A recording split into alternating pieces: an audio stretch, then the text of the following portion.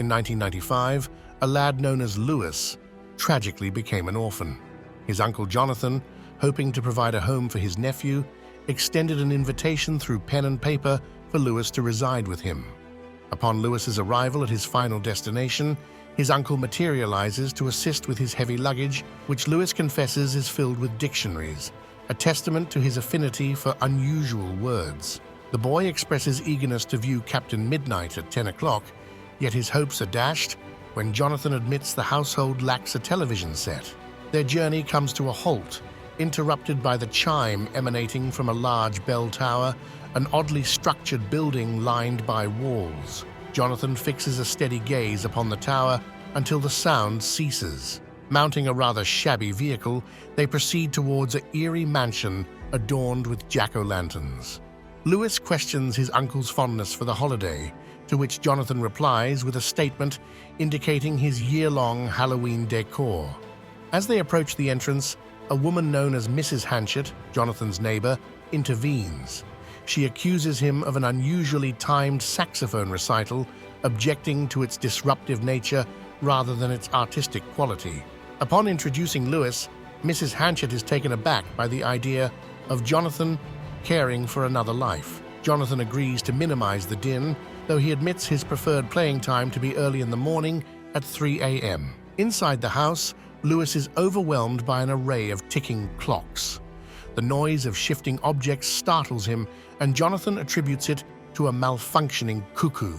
A woman named Mrs. Zimmerman appears, introduced by Jonathan as his adjacent neighbor. Amidst their arguing, Lewis senses an odd atmosphere within the mansion. Jonathan encourages him to live unrestrained, even proposing cookies for supper. During the night, Lewis is roused by the clang of metal, compelling him to investigate. He encounters Jonathan, who is attending to the wall, and a figurine bursts out of the wall decor, inducing fear in Lewis and sends him sprinting back to his room. The following morn, he overhears Jonathan and Zimmerman elaborating enthusiastically on a wall exploration. Jonathan dismisses Lewis to school in a jesting manner, leaving room for suspicion.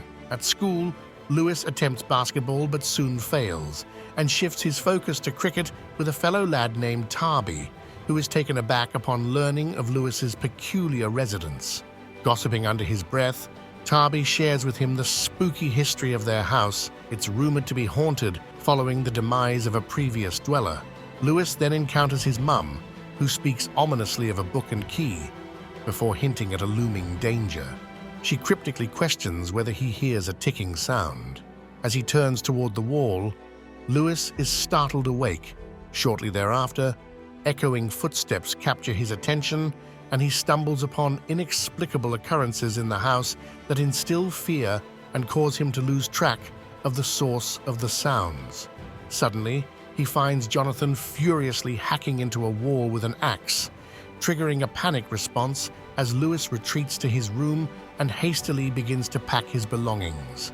His attempt to escape, however, is thwarted when he is persuaded by a picture on the wall and a chair that bars his exit.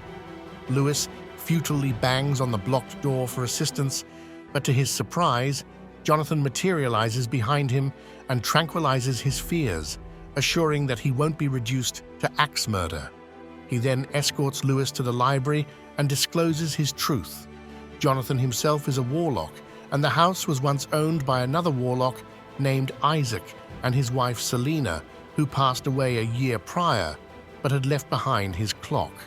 While Lewis pleads with Jonathan to teach him how to become a sorcerer, Jonathan bequeaths a series of books to him and encourages him to study them thoroughly.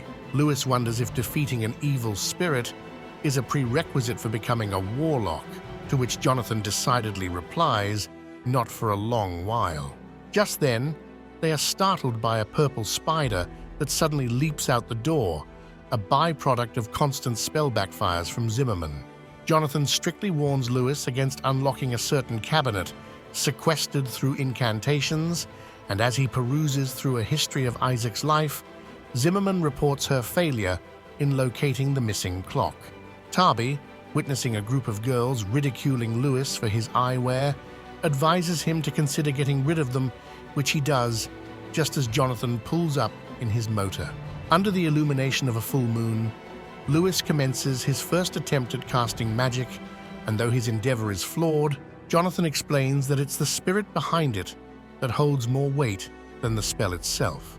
To demonstrate the bizarre nature of their world more vividly, Jonathan fetches his saxophone and discords the tranquility of the night, agitating the neighborhood dogs. The spectacle wraps up with Jonathan gesturing towards the calm water in a fountain and prompts Lewis to tap it. Upon doing so, tiny, twinkling stars erupt and fill the sky with an enchanting cosmic array.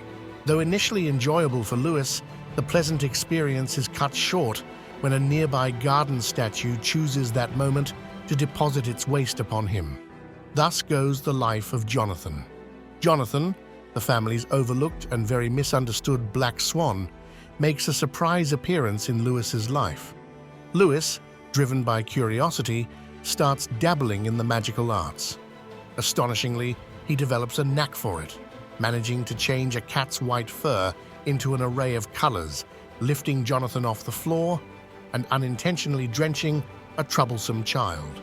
Jonathan, despite being a bit concerned about a wall clock, is consoled by Zimmerman, who reassures him that they'll find the source of the problem before it can harm Lewis.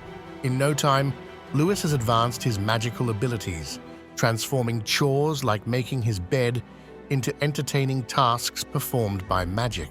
At school, however, things turn sour with Tarby, the now popular election winner, who grows increasingly uneasy about Lewis.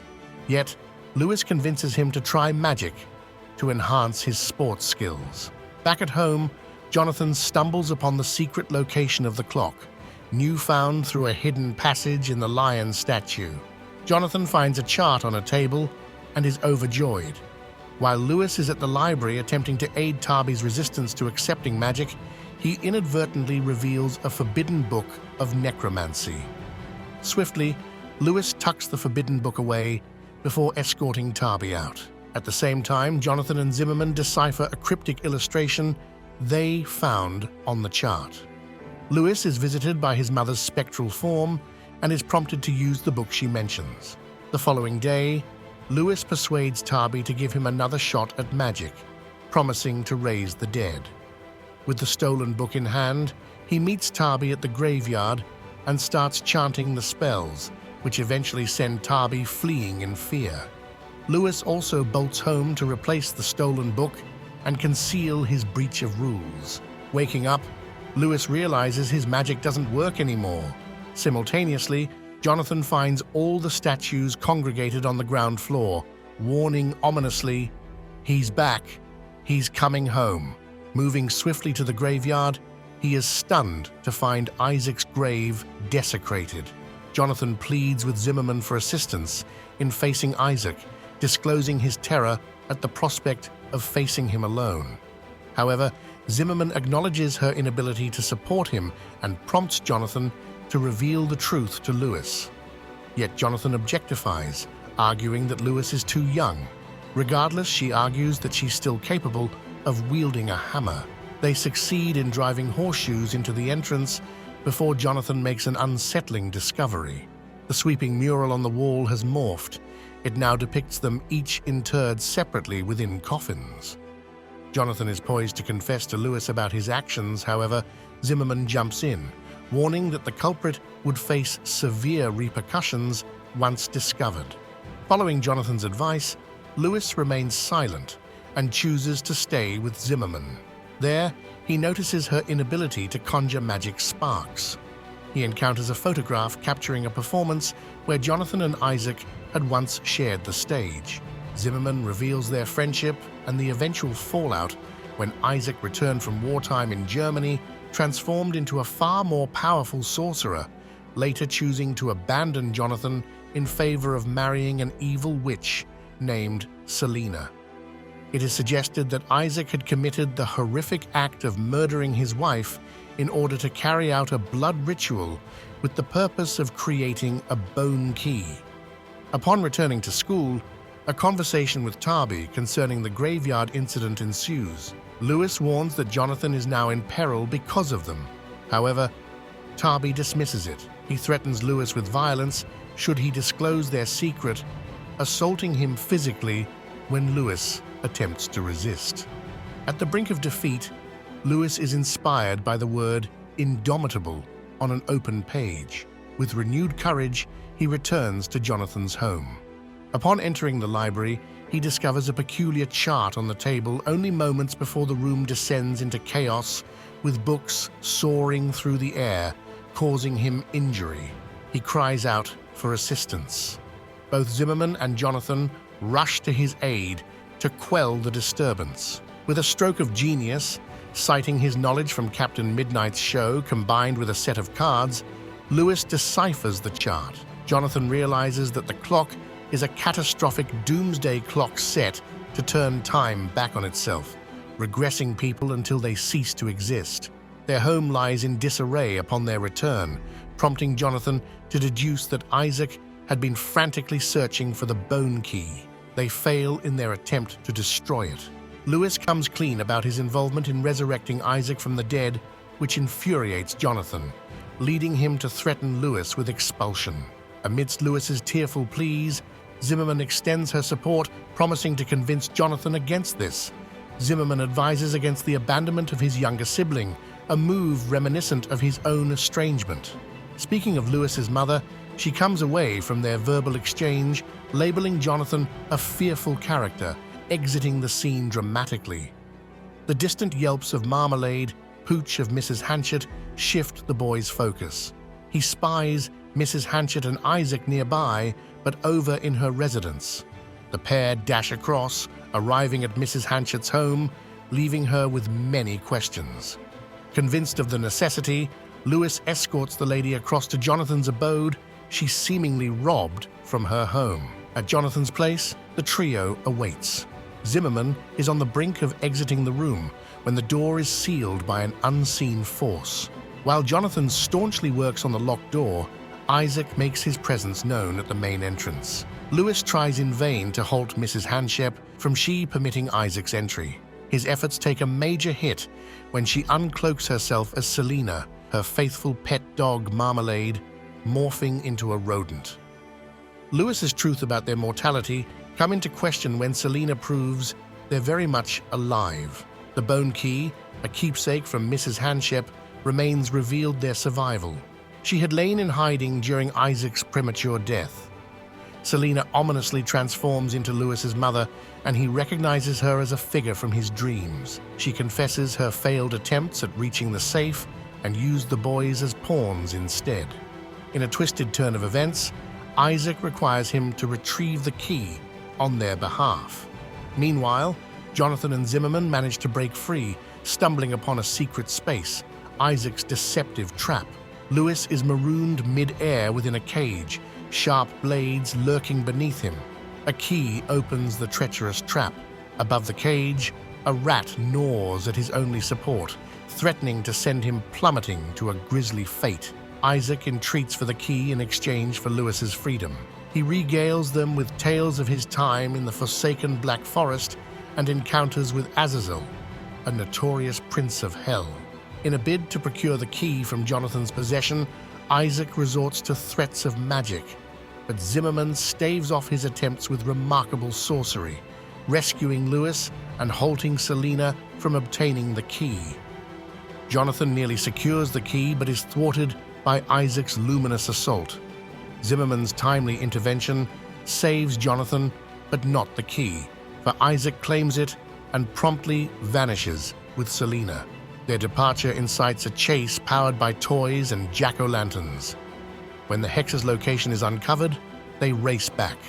Zimmerman takes control, wielding her magic against their foes. In a clandestine whisper, let me share the tale of toys, enchanting orbs, and a mystic clock. As it unfolds, the dear lass fails to reach the spell-casting symbol, the hex, amidst her playful trinkets.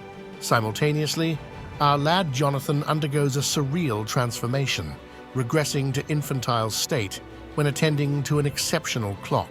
Dreadfully so, it falls on Lewis's slender shoulders to halt the ticking behemoth. Guided by the mystic orb, he is prompted to utter his farewells.